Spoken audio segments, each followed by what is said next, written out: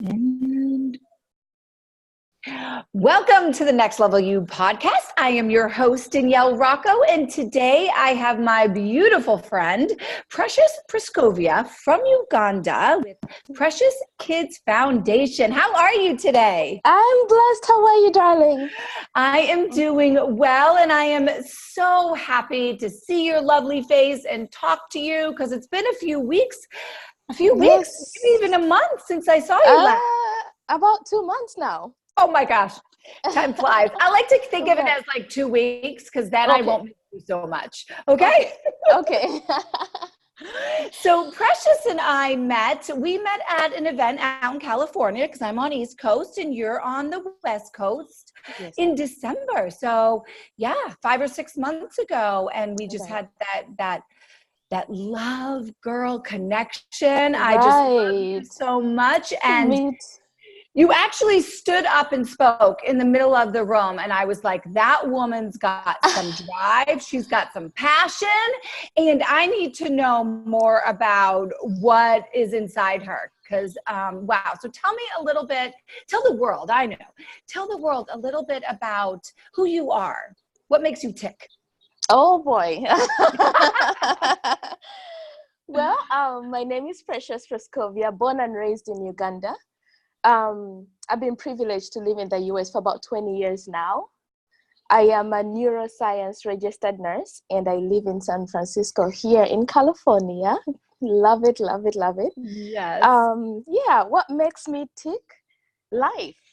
Life and the grace God has given me to be alive and to do what I do and helping people not only in a different country but also here where I am. And what makes me tick is authenticity in people. Love, love, love. And I've told you this about you. The authenticity in people. That I love it. And many other things, but those are some of the main ones. Yeah. Yes. Well, you can, if you're seeing this or not seeing this, just hearing this on the audio version. If you see Precious, if you see her eyes, you can see the love and the fire and the passion and compassion that's in there. And I think that not just your story, but or what you're doing, but that you can see that in people. Some people, I meet them and there's just this blank slate. It's almost like they're almost like those scary robotic movies that you see. But that is definitely not who you are inside you. So tell everybody, what is the Kids Foundation? What is that you've created? It's called Precious Kids Foundation. It's based in Uganda. So what it is it's an orphanage center, and also we take care of widows and single moms. And I've been doing this kind of work for about 12 years now.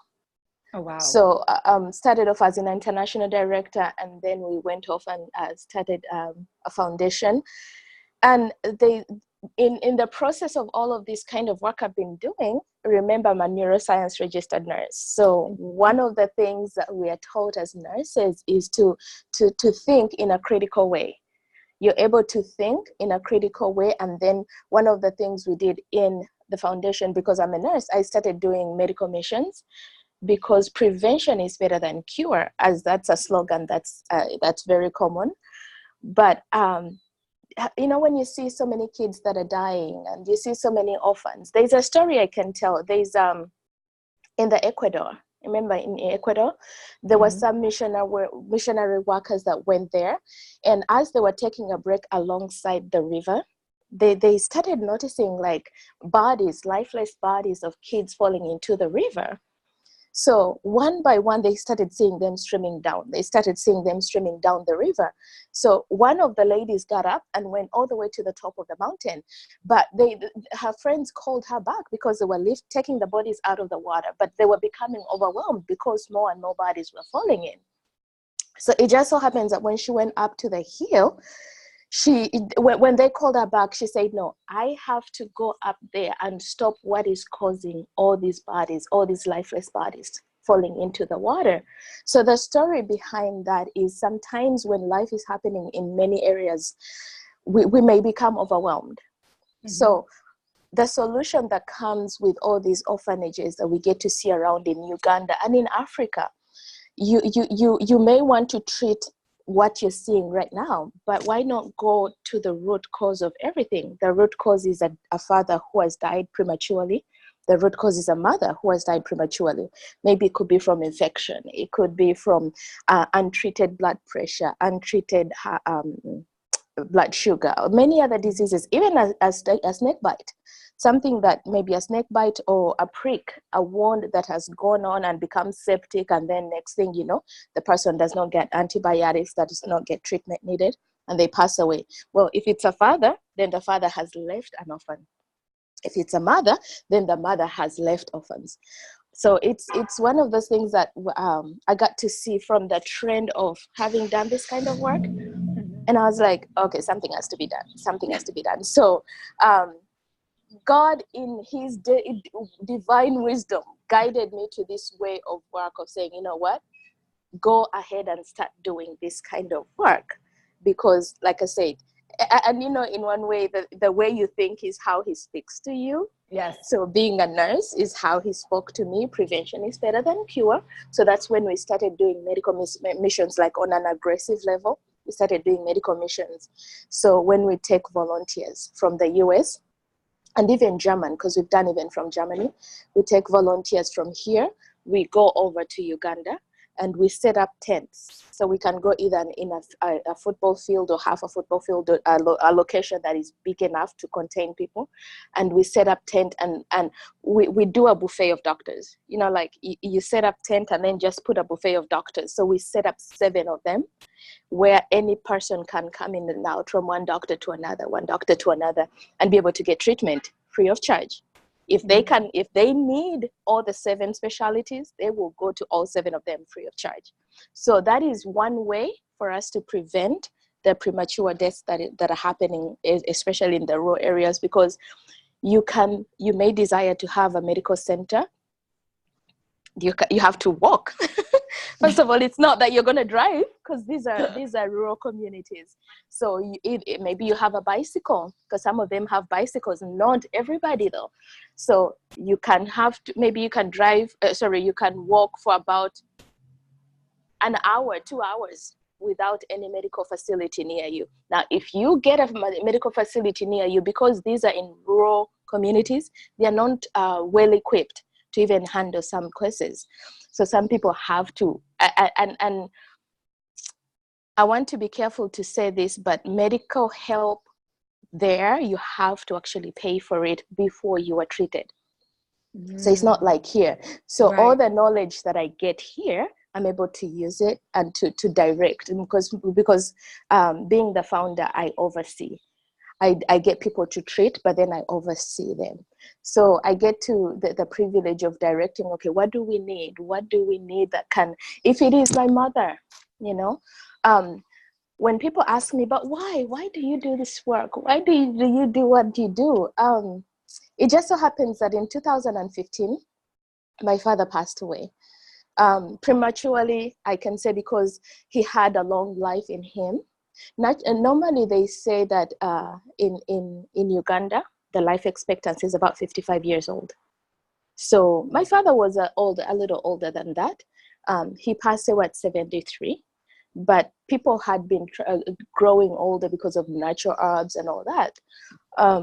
When he passed away, it was something that I can even say up to now I have not accepted yet, if I may say. And it hit me so bad, because it's one of the things that could have been prevented, very, very easily prevented.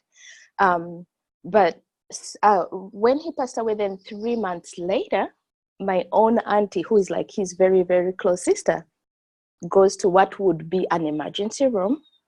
She had asthma. She had run out of her asthma medications. And they were like, oh yeah, we'll take care of you. And they they didn't take care of her immediately. I don't want to say they did not have the medication, because I wasn't even sure, but this is an emergency room, which, like I say, the facilities are not well equipped either. Then when she was still in the ER, she passes away. Now, all of this is back to back. I'm still processing my father's passing. And then this one also passes, who was actually a good auntie to me, or aunt. The accent. She was an aunt, an auntie. Okay. English is my fifth language, so we'll go there. But then my grandmother, she was actually the only remaining grandmother. She falls down and she gets a bleed in her head. They take her to the hospital. Now remember, this is in the city because they live in the city. So hospitals maybe not too far away from where you have to drive to go.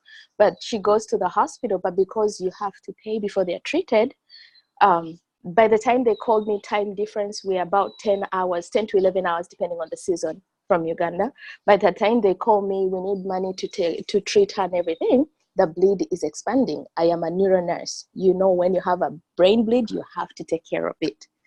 So by the time I get to call them and then send them some money, next thing you know, she's unconscious. She became unconscious. And so a few days later, she passes away. So within less than a year, and this was a grandmother very close to me because she was, first of all, the only remaining one. She was on my dad's side. So within less than a year, all these things happen. And I'm like, I'm older. So, you know, the term orphan may not apply to a person who is older. So, but to a younger person, these are preventable diseases to any person, of course, right?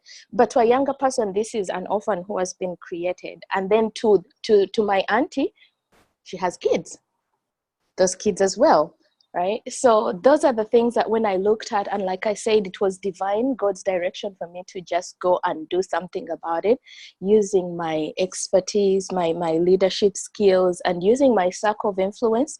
We just got a team and then went there and did some work. And then we were able, during September last year, by the grace of God purely, we were able to treat 4,767 patients in 5 days. That tells you how big of a need. That tells you how big of a need. How big of a need, and what a power and dedication that you have created. Because that is a lot of man hours. Then not a lot of, wow. Yeah, it's a lot of man hours. Yeah.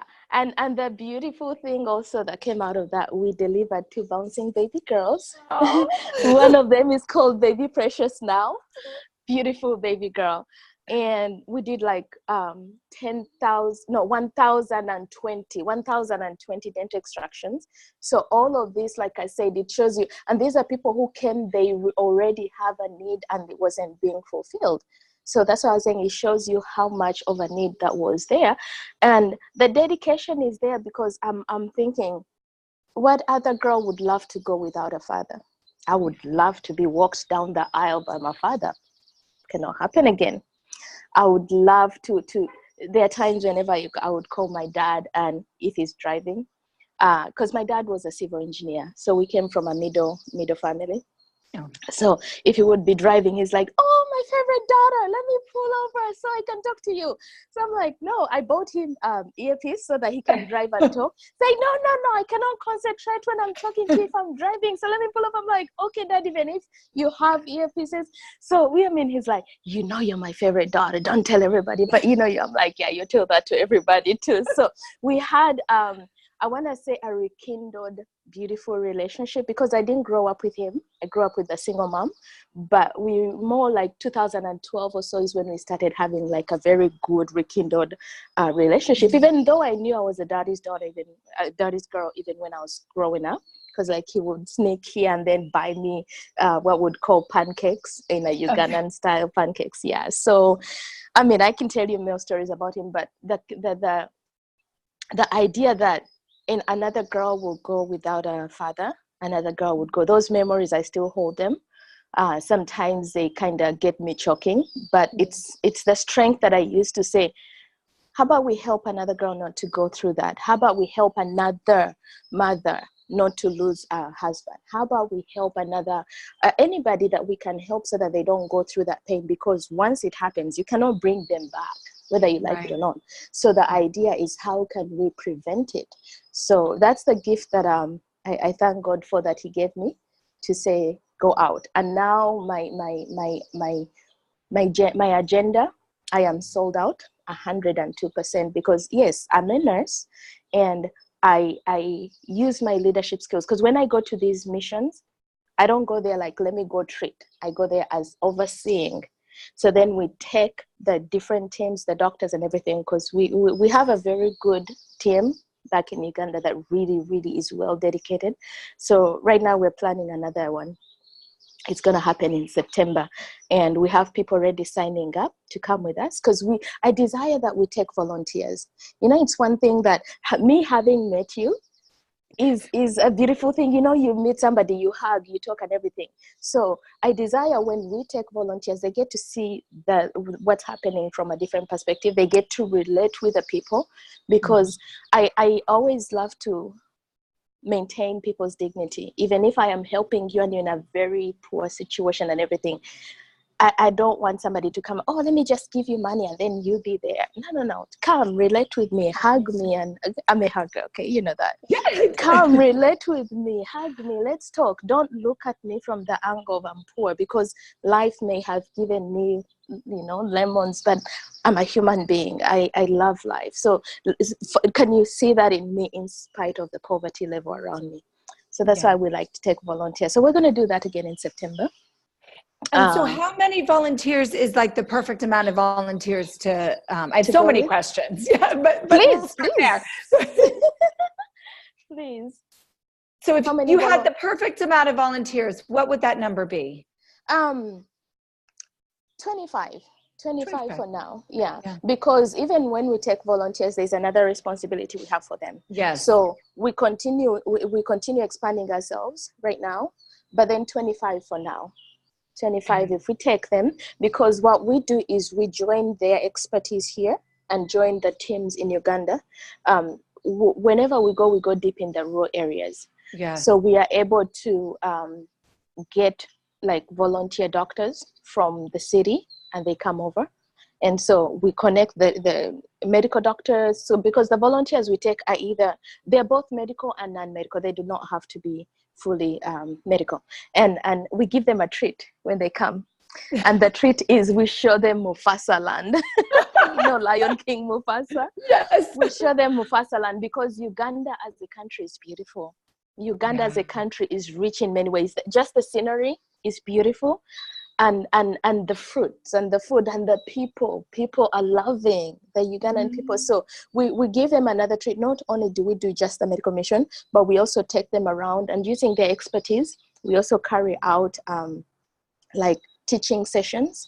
So we want to do economic development. We want to do community development. So we want to treat a person as a whole. Yes, I will treat you from a medical perspective, but can I help you as a life coach with your mindset? Can I help treat the economic part of it? I may give you money, right? But can I teach you how to build a business? Can I teach you how to plan with what you have to even be better? Community development, we do a lot of building wells. We building wells and building vocational training centers, because the smartness of people that they have, they can use their skills, they can use their talents to be able to, even like if it's maybe let's say, let me teach you how to do good agriculture work. Yes. Can you use that gift and talent that you have to do either farming, agriculture, carpentry, tailoring, so that you can get money for you? Because I can just give you money, but I'm not helping you. Right, but if I teach you how to use your own skills, then I will leave you. That's my favorite quote is, teach me how to fish. Because if I teach you how to fish, you will then, when I come back, I will see a community flourishing. I will see people who have done things for themselves, and there's a pride in that. Me giving you money is so, but if you learn how to use your own hands, your own skills and talents, and be able to sustain your family, there's a pride in that. There's a person's glory. I like to do this because it's like there's a person's glory in that. So we want to maintain their dignity by also doing that. So the perfect number of volunteers is that. Go ahead. And I love that. So you're not just preventing the illness or the preventative death, but you're also giving. It's even deeper than that. It's deeper than just the health. It's going into that, because I talk about this a lot. We all have gifts God gave us inside, and when we can flourish them, and we need community, we need other people that are ahead of us in the journey to help bring exactly. So that's also that other level that you are bringing to the community, which in return is going to be the ripple effect of the health, you know. And because it was amazing to me how you said you had, you know, your father and then your aunt and then your grandmother, and you come from a middle, well, to, you know, class family. So when that family is still struggling in that way, and so how many other people, like, that was an eye-opening to me, just that statement, because you think, oh, that her family must not have that much in Uganda, and that is why that happened. But that's not the case at all. So think of all of the, like, think of America, all the middle-aged family, you know, middle income class families that are out there. That's your reality over there. That's amazing to me. That's such a difference. And exactly. And that's what I want to show people. There's a difference. There's the middle class, there's a poor class, and there's a high class. So it's more of how do we integrate how you have your strengths from one level to go help those who don't have. And then using my, and I'm an entrepreneur, that using my entrepreneurial skills, I don't want to just leave you in the poverty level. I want to help you bring you out so that you can go out. And then who knows? Because if I touch your life here, who knows what other life you're going to touch later on? So that is a ripple effect we're doing in the organization. Yeah. Do you ever find that there are communities there that resist maybe the change or resist the help, or is it all open, welcoming? So far, they've been extremely welcoming. So far, I have even members of parliament. Do you know what members of parliament means? Well, like kind of like a congressman, congressman. Yeah. So we have members of parliament that are coming to me, asking me to go into their villages, deep into. We have ministers. We have people that are on the local level that are supposed to be within the government level that are asking me to go deep into their villages to help them. So they've been welcoming, actually. They've been really welcoming. In December, by the grace of God, they called me back into the country and they gave me an award. And that award was so prestigious because it's not your education, or it's like you have given your skills and talents and come back to your native country and help people. It's like a humanitarian award. So they gave me that award by the organization is called Uganda Diaspora Network, and this is an organization that recognizes people in the diaspora that have come back to their native countries to do something. So it was an honor to receive it, because I do what I do because of the passion I have, because of the life story that I have. But for the country to recognize that, it was an honor. It was an honor. So I mentioned that because there is a need. To answer your question, they are welcoming us. They're welcoming us. Please, thank you for doing this. Can you do it even more? I have a recording of one of the local council. What are the terms? I need to know the terms that are equivalent to local council, but it's not a mayor. It's I already have mayors that have asked us to go. So in this one in September, when we go back, we're going to go to a city, and the mayor, we're working hand in hand with the mayor. But we have, like, on a lower level local council, and she was giving a testimonial. Please come back. Please keep coming us. We need keep coming back to us. We need your help. We need help that you're giving to the people. So yes, they are actually welcoming. They've not been resisting. Oh, that is good. And so how many times right now are you making this trip? Right now we're going once a year. Okay. So, but my dedication is to do this at least minimum 3 times in a year. Like, so next year, 2020, we want to do it 3 times a year, because when we do 1 year, it's like, it becomes overwhelming. The people, you should have seen some of the volunteers. They're like, okay, now we're done. Where's America? Let's go back. But we want to do it 3 times in a year. And whenever we go, we don't go back to the same place. So what we do is we go to a different village, because we have many different, of course, villages in the country. So to give you an idea, Uganda is like, let me use the state of Texas. It could be a little smaller than Texas. So when you say Texas, but then you have Houston, you have Dallas, you have these main cities, right? But then in those cities, you have the deep villages. So we go into those villages. I usually like to give an example of that, because when people say, oh, you're from Africa, so they think Africa is the whole country. We're like, nah. Uganda is like a state, just one state out of the United States. So imagine United States is Africa, then Uganda is like one of the states. So we go, of course, each state or each country, it has its own president, has its own way of doing things. So come from Uganda, so I start from there. But I don't, my desire is to go to all the countries in Uganda, in Africa. Right now we are operating in Uganda, Kenya, and Rwanda, but we want to go into more, and we want to do 3 different villages every single time we go back. And so like, let me say, like in 2000, this past year, what we did was in 3 different villages in one time. So this one will go that every time we go, like maybe say 3 days here, 5 days here. Okay. Right. And then that is one time, that's considered one time. So we want to do that 3 times every single year. As resources become available. I think the limiting factor is resources, because people who are willing to help on the ground are there, and then volunteers to take from here is another thing that we want to be to rally more volunteers to come with us, so that we do it more, and then we go from country to country. So the 3 countries that we're operating in, we want to actually go to more and spread all over Africa, because in general, this is not only a problem in Uganda. The poverty crisis and the healthcare crisis is not only in Uganda. We want to spread it all over Africa. Yeah. And do you have, in part of those volunteers, are you bringing doctors and nurses there, or are you using just... No. Oh, no. We're taking doctors and nurses here. They come and share their expertise, and then we get hand in hand with the doctors and nurses in Uganda. Yes. So and then, of course, a learning experience too for the doctors that are in Uganda. Yes. Actually, they've been thanking me, because Uganda is considered a tropical country.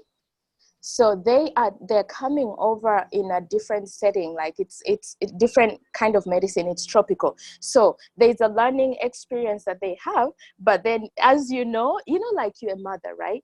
I can say this, I'm black, you're white. That is as beautiful as we can get. Yes. You are a mother.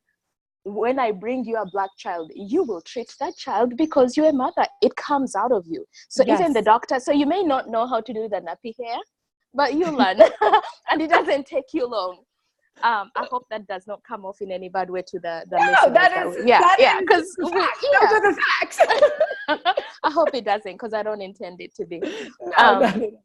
So I gave the example because it's like, even a doctor, you are a doctor, and there's that in you, you're a doctor. So you will know how to take blood pressure, you know how to look out for this, look out for that. So the difference is the tropical diseases, that when somebody comes up with malaria, we don't have malaria in the US. When somebody comes up with it, so that will be the only difference. Okay. That will be the only difference, yes. But giving that, it's a learning experience for both, from the volunteers all the way down to every single person. It is. Yes, it changes because even the language. Oh my God, it does. It does, because we even take families, right? We take people that have, so we the way we do our volunteer work, we want to, the spicy girl in me wants to put fun in everything.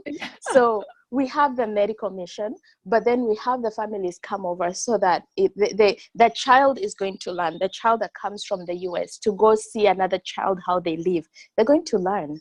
And we've had testimonials of people who come with us as volunteers, what they've learned, how their lives have been affected, how the kids now, they look at life differently. They don't take things for granted anymore. Oh, I didn't get my, Nintendo. And then they throw a fit or a tantrum or something. When they see another child who is living happy and everything, in spite of what they have, in spite of what life that is surrounding them.